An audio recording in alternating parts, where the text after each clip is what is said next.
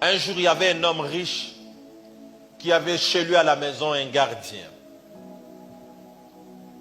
Et vous savez souvent qu'il y a des gardiens que même le patron ne salue jamais. C'est toujours les gardiens qui saluent le patron. Parce que le patron, lui, n'est pas bien éduqué. Lui ne peut pas saluer quelqu'un qui est inférieur que lui. C'est lui toujours qu'on doit saluer. Ce qui se passe, c'est quoi? Un jour, les gardiens viennent lui dire, patron, ma fille est malade. Son patron lui dit, ce n'est pas la fin du mois, je ne pourrai pas te donner l'argent, on attend jusqu'à la fin du mois. Tandis que son patron était à mesure de lui payer son salaire même avant. Le gardien lui a dit, s'il est possible, paye-moi au moins avant. Quand on arrivera à la fin du mois et tu n'auras plus besoin de me payer parce que j'avais déjà récupéré mon salaire. Parce que si on ne le fait pas, mon enfant va mourir. Et quand il arrive, son patron lui dit, je n'ai pas d'argent, tu dois attendre à la fin du mois. Qu'est-ce qui se passe? Quand le gardien arrive à l'hôpital, quelques temps après, son enfant est mort. Quand son enfant décède, le gardien n'a pas arrêté le boulot. Après avoir qu'il a enterré son enfant, il est retourné au travail.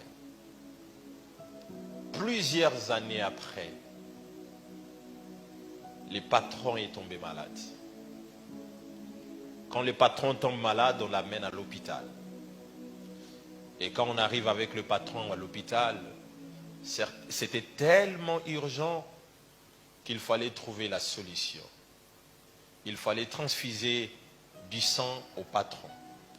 Maintenant, il fallait trouver le groupe sanguin qui était compatible au groupe du patron. On a regardé dans ses enfants, ça n'allait pas. Sa propre femme, ça n'allait pas. On a cherché dans la ville, ça n'allait pas. On a dit on essaie d'abord les gardiens. Quand on essaie les gardiens, on trouve que les groupes du gardien et celle du patron étaient compatibles. Maintenant, c'est au gardien maintenant de décider sur la vie de son patron. Vous comprenez très bien. C'est que la vie et la mort du patron étaient dans les mains du gardien. Est-ce que quelqu'un m'entend très bien? Ce jour-là, la femme du patron a pleuré pour dire au gardien, tu veux voir ton chef mourir. Le gardien lui a dit, mon chef a préféré aussi que mon enfant meure. Et le patron était décédé aussi ce jour-là. Pourquoi? C'est parce qu'il n'a pas tout simplement appris que dans les faiblesses de l'autre, je devais les relever. Peut-être que moi aussi, quand je serai faible, lui aussi il va me relever. C'est ce que nous oublions des fois. Ce que nous faisons, c'est quoi?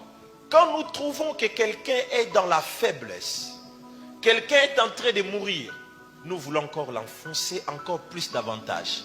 Mais nous oublions que le chemin est encore long. On n'est pas encore arrivé au bout. C'est que tant que tu n'as pas encore arrivé au bout, toute personne qui peut être dans ton entourage est utile pour ton avenir. Est-ce que quelqu'un m'entend? Et quoi? Est utile pour ton avenir. La Bible dit, deux vaut mieux qu'un. Parce que si l'autre tombe, l'autre pourra relever l'autre. Mais qu'est-ce que nous faisons aujourd'hui? Quand quelqu'un tombe, nous nous précipitons tous. Comment cherchons encore à l'enterrer? Mais nous oublions que nous, on n'a pas encore arrivé. Est-ce que quelqu'un m'entend? Maintenant, quand toi, tu préfères que lui le meure aujourd'hui, tu vas continuer le chemin seul.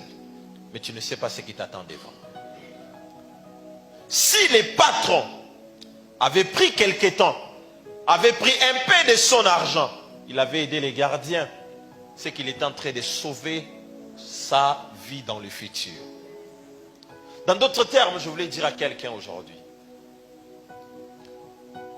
Peut-être la personne que tu aides aujourd'hui.